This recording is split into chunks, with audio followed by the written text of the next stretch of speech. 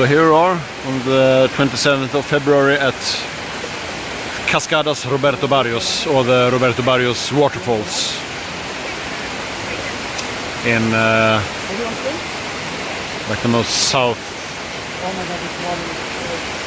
southeasternmost part of Mexico. It's you can like jump, or in some places even slide in the waterfalls, but actually most of the time they are not slippery. You can actually walk in the water there in the middle of the stream.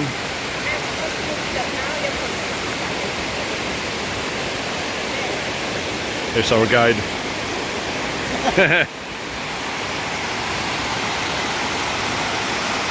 Beautiful waterfalls. We have gone down and then all the way to the furthermost lake. Oh my God! Very refreshing, very beautiful place.